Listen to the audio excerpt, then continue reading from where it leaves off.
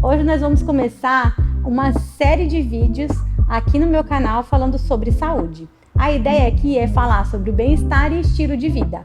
E não poderia deixar de fora a questão do lipedema, que eu falo muito nos meus canais.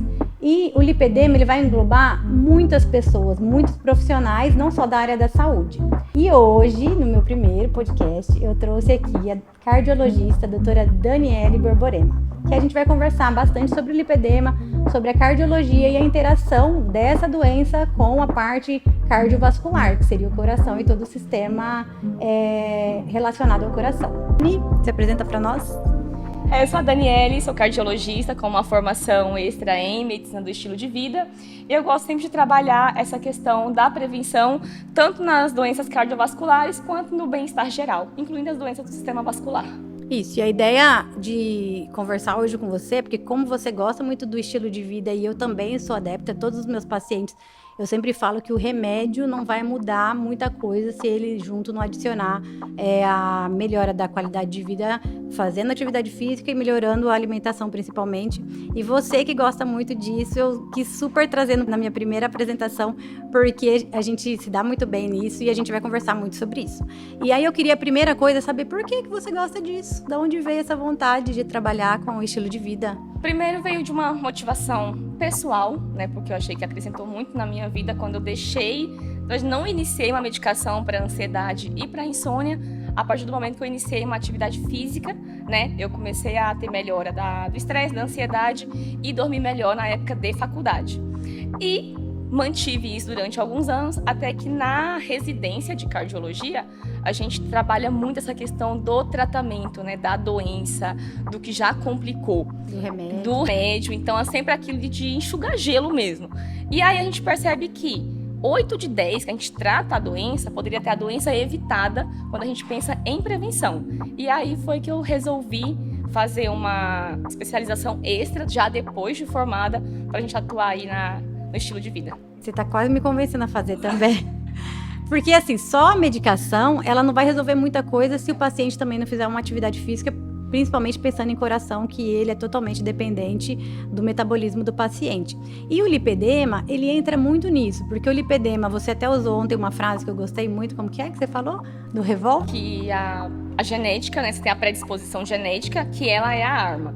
Mas você só pode ter a doença, muitas vezes, quando você tem o estilo de vida como um gatilho. Isso. E aí o lipedema é isso. Porque antes, né, não há muito tempo, falava muito que não existia lipedema, que na verdade o paciente era obeso e que ele tinha que emagrecer. E aí eu até sempre conto isso para as pacientes no consultório, assim, que o lipedema ele passou a ser visto quando a Yasmin Brunet foi no Big Brother Brasil, e uma modelo maravilhosa, magra, que cuida da saúde, que vive do corpo, apresentava uma perna muito grossa. E lá no programa, o pessoal olhando a perna dela, ficava, nossa, olha essa perna, olha como ela é descuidada, olha que horrível. E aí, quando ela saiu, vendo toda essa crítica, porque a doença lá dentro piorou muito por conta do estilo de vida, que daí ela não conseguia mais manter, ela resolveu falar sobre a doença dela, que era o lipedema. Isso foi muito bom para todo mundo, porque as pessoas pararam de julgar o paciente obeso e começaram a ver que é uma doença, tudo bem, que ela piora na obesidade. E que os pacientes, na verdade, eles nascem com o lipedema, ou seja, uma doença genética, mas que o gatilho é o estilo de vida. Então, uma paciente que manteve a vida toda uma alimentação boa e ela faz dieta, come certinho ali, tudo bem, um dia ou outro, né? Não precisa também ser 100% saudável, mas que esse paciente não apresenta essa doença. Então, a ideia é fazer as pessoas que estão nos assistindo entender a diferença, o estilo de vida bom, e que ele vai impactar em todas as doenças, inclusive no coração, inclusive lá pra frente, né? E aí me fala, quanto tempo um paciente precisa fazer de atividade física para ser considerado uma atividade que valeu para alguma coisa para o organismo dele? Na verdade, a gente tem dois conceitos. A gente tem a atividade física e o exercício físico, coisas diferentes. Quando a gente fala em atividade física, é qualquer movimento que você faz. É sair na rua, é ir no mercado, é ir numa feira. Então, manter um estilo de vida já fora do sedentarismo já conta. Mas quando a gente fala em exercício físico, a gente fala de um exercício programado, regular. Aí, por questão de definição de OMS, a gente precisa de 75 minutos, né, 1h15 na semana de atividade intensa, ou 2h30, que é 150 minutos de atividade moderada por semana. É claro que isso é um objetivo, a gente busca tentando progredir. Quem vai começar hoje pode começar com 15, 20 minutos. Não precisa, não vou começar porque eu não consigo 2 horas e meia na semana. Não, o objetivo não é esse. A gente tem um parâmetro de onde chegar, mas qualquer começo é... E eu achei legal que você estava me comentando, que não precisa ser todos os dias, né? A pessoa pode, por exemplo, não consigo durante a semana porque é corrido, mas você consegue então no sábado e domingo? Então pega esse tempo aí e faz no sábado e domingo. Às vezes até com o filho, né? Caminhar, correr de início. E depois que a gente começa, a gente tende a começar a ter gosto, né? Pelo esporte que você escolheu, natação, corrida, caminhada, pilates, alguma coisa, né? Pilates conta? Pilates conta. O que eu sempre digo é, não precisa ser o que eu quero pra você, entendeu? Quando a gente começa a pensar no movimento, primeiro tem que você o que você gosta para ser mantido, que não adianta você ir na academia amanhã sem gostar e você não manter. Isso não funciona. Para poder ter resultado, você precisa colocar isso na sua rotina. Tanto o exercício físico, né, regular, programado, quanto iniciar um movimento. Por exemplo, você pode talvez ir para o seu trabalho de bicicleta ou subir um elevador. Isso aí não sou eu que tenho que te dizer, entendeu? Você na sua rotina vai observar e ver onde se encaixa um movimento a mais. E deixar de forma mais leve e mais automático, né? Porque se cria uma obrigação, a pessoa vai com raiva, né? Então não vai adiantar muito. E pensando em lipedema, que ele entra totalmente, o paciente que tem sintoma, ele vai entrar em todo esse perfil de quem não faz nada, ele também tem algumas alterações, que eu até não sei se você sabe, mas o paciente com lipedema, ele tem 30% menos força muscular do que um paciente que não tem lipedema, e a articulação dele, ela é mais móvel, então tende a lesionar mais.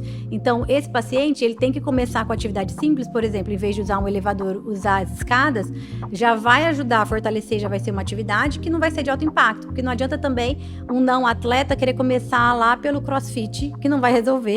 A gente sabe que crossfit ele é um esporte, dá sim para uma pessoa que gosta de esporte começar pelo crossfit, até dá, mas o paciente lipedema, melhor não, porque a chance de lesão é maior do que uma paciente que não tenha lipedema, né? Então ele vai começar aos poucos. E eu queria saber também, com relação ao paciente lipedema, se tem alguma atividade que faz diferença, por exemplo, ele precisa estar, porque a gente sabe que quem tem o aumento de gordura, ele é inflamado. E aí essa inflamação, a gente consegue controlar com qualquer atividade? Ou eu tenho que ter uma taxa mínima no coração, trabalhando o coração numa taxa mínima para ele melhorar essa inflamação? Isso tem a ver? Porque eu perguntei assim, o Pilates pode? Pode. Mas o Pilates às vezes não vai acelerar o coração, como por exemplo uma bike aceleraria. Tem isso para melhorar a inflamação, melhorar a gordura? Não. Na verdade... tem. O ideal, como eu falei, né, daquele tempo por semana, é que isso seja de atividade aeróbica.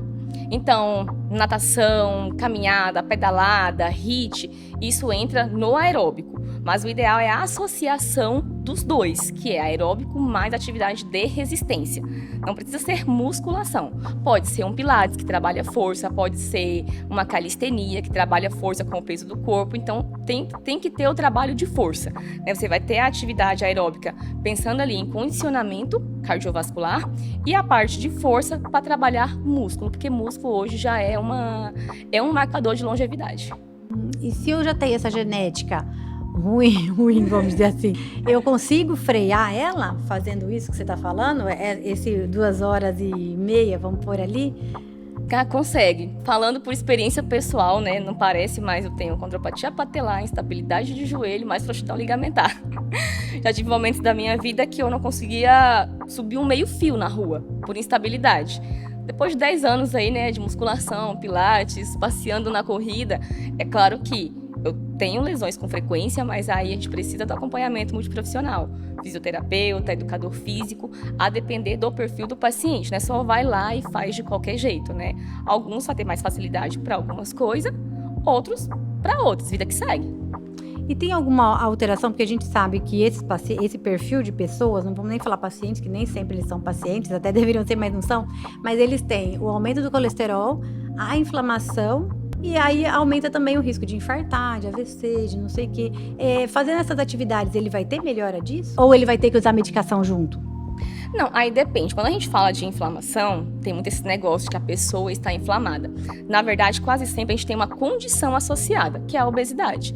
A obesidade, sim, é uma condição inflamatória, porque a célula de gordura mesmo, ela produz muita substância inflamatória. Então, quando você trata ali com o estilo de vida, com a alimentação, com a atividade física, a tendência é você reduzir a doença, a obesidade, e com isso melhorar o perfil metabólico e inflamatório. Se vai precisar de medicação ou não, entra em como essa pessoa já vinha antes de comorbidades e como ela vai responder.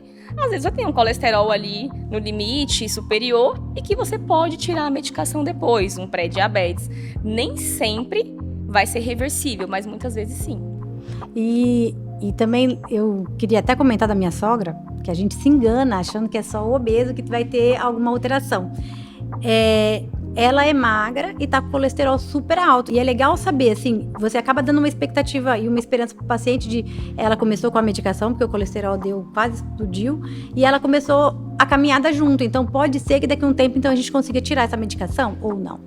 Não Depende. Tira. Depois que começa, não tira. Tem aquele mito. Depois eu começo o remédio, eu não posso nunca tirar.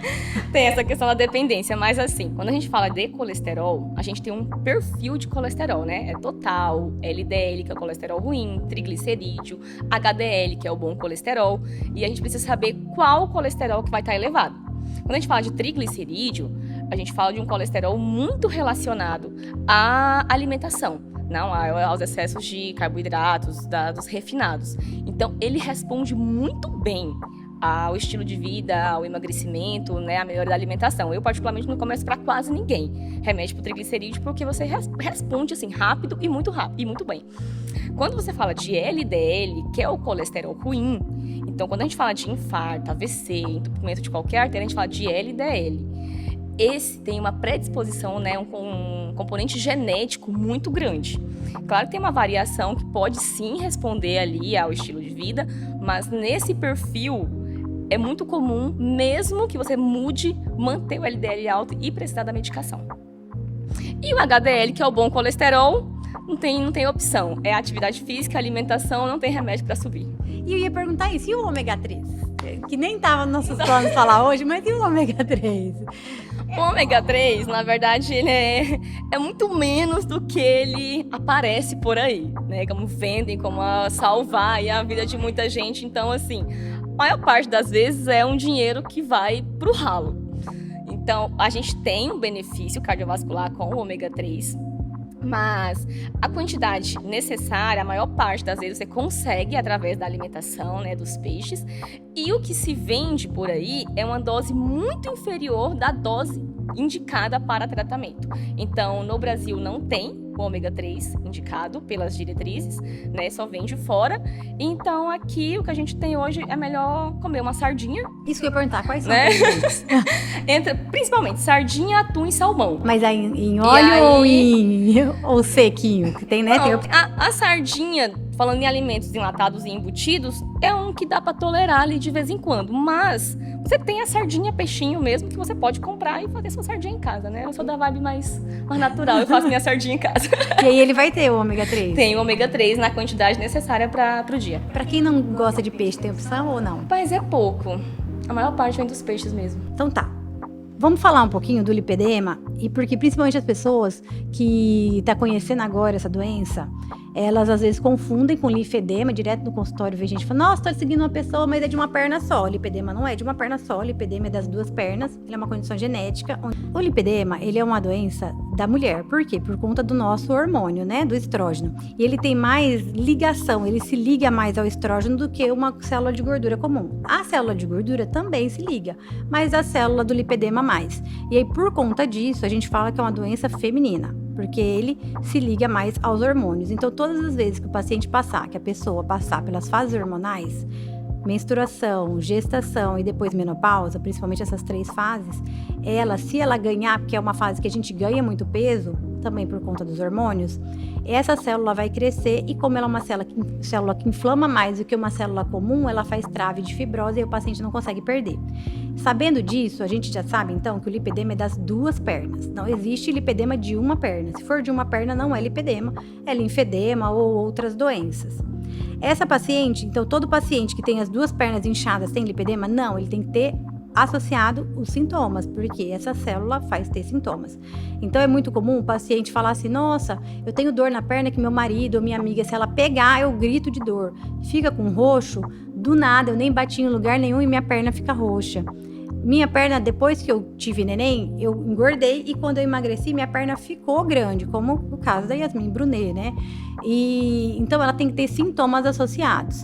Esses pacientes, essas pessoas sabendo que tem o lipedema, elas vão entender a doença, se cobrar menos de achar que a culpa é delas, porque tem muita paciente que faz atividade física e não consegue melhorar nada a perna. A perna continua cheia de celulite, que ela acha que é celulite, mas é essa questão da fibrose, e a gente tira o peso dela por conta disso.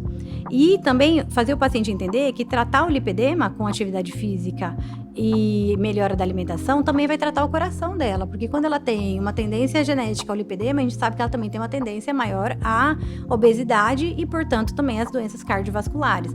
Então, a gente trazer essa visão e tirar das pessoas que normalmente eles acham assim, tem o creme que cura, a gente estava falando, né, da pasta rosa que cura, tem o remédio, olha, esse potinho aqui, você toma uma cápsula por dia e vai resolver. Não vai resolver, não vai, esquece, não vai. Eu sempre falo isso, porque de trazer a parte do cardiologista. Você tem que pensar que você tem que mudar a sua vida, não vai ter o que fazer, tem que mudar a vida e isso vai ajudar muito no coração. E evitar todas as doenças que vão, de repente, te matar no futuro. Ou te deixar mais. É uma coisa que eu gosto muito quando a gente fala de mudar.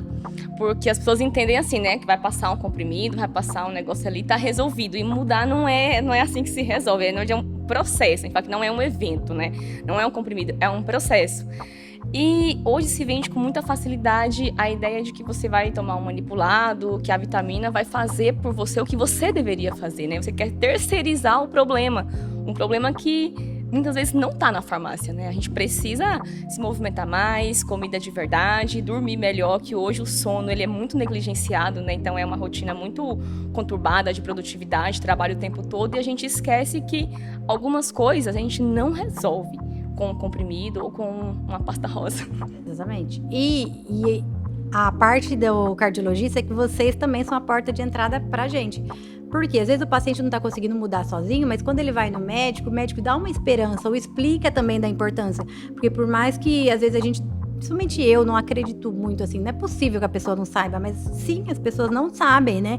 E aí a ideia de ficar conscientizando, e às vezes o fato de sentar com uma pessoa como você, que olha o paciente como um todo, você vai dar uma expectativa e vai dar formas de fazer isso, porque às vezes a gente fala, não, tem que ir para academia todos os dias, mas daí você vem falando, não, 2h30 de atividade semanal, mesmo que seja em um único dia, não é o ideal, mas mesmo que seja, tá ótimo. E isso é legal, porque daí a pessoa fala, não, peraí, assim eu posso, se não precisa ser regular, se dá pra fazer um dia só ou 2 dias só, eu consigo.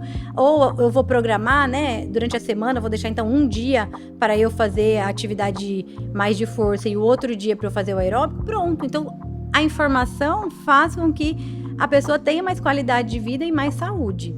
E a gente não pode deixar de falar da importância de, pelo menos uma vez no ano, ir no cardiologista para poder fazer o check-up e ver como que tá a saúde, mesmo que a pessoa é magra e se acha saudável, que é o caso da minha sogra, que ela é magra, ativa ali dentro do dia a dia dela, mas a alimentação não estava compatível com a saúde dela, assim, né? A gente precisa melhorar essa questão e fazer, às vezes, um exame simples vai fazer toda a diferença, né? Certo, assim, a questão do check-up é uma das coisas que eu mais gosto em consultório, na verdade, porque a gente vê o quanto as pessoas têm uma visão distorcida do que é o check-up. Muitas vezes a pessoa já chega lá, né, com um eletro, um eco pronto, olha aqui, deu alguma coisa, não tá tudo bem. Não tá tudo bem. Por quê? Porque às vezes você não faz o movimento como deveria. Muito comum aquele paciente que é tabagista desde os 15, mas isso não está no exame, né? Isso não conta e entra como um dos principais fatores de risco cardiovascular isolado e adquirido, né? O que mais mata aí no Brasil e no mundo praticamente, doença do coração, doença pulmonar e inúmeros tipos de câncer. Então, o check-up, a gente trabalha muito com o rastreamento, que tá ali nos exames. Então, você vai rastrear para descobrir uma doença precoce, mas a chave é a prevenção. Então, se você fuma, a ideia é deixar de fumar. Se você é sedentário, iniciar uma atividade física. Por quê? Para evitar que no rastreamento do próximo ano tenha uma doença ali. Exato, super importante. Então, o que a gente queria deixar aqui, né, hoje? Da importância da prevenção, do estilo de vida, e o estilo de vida está ligado à alimentação, à forma que você vive, o quanto você dorme, à rede de amigos que você tem, porque às vezes você está também no meio de amigos que te puxa para baixo, ou você está no meio de amigos que vai te levar a melhorar a alimentação. Então, isso tudo é importante, e a gente começar a conhecer as doenças é o primeiro passo para prevenir ou tratar, né, se for o caso. Dani, obrigada por ter vindo. Por nada, foi um prazer. Falamos hoje bastante sobre o lipedema, sobre a importância da atividade física, sobre a importância da saúde do coração. E já segue o canal, encaminha para todos os seus amigos que precisam saber dessas informações. Já segue a Daniele também, que é o @danieleborborema.cardio. Isso, eu vou deixar no link aqui na descrição também, aqui embaixo, tá bom? Obrigada, tchau, tchau.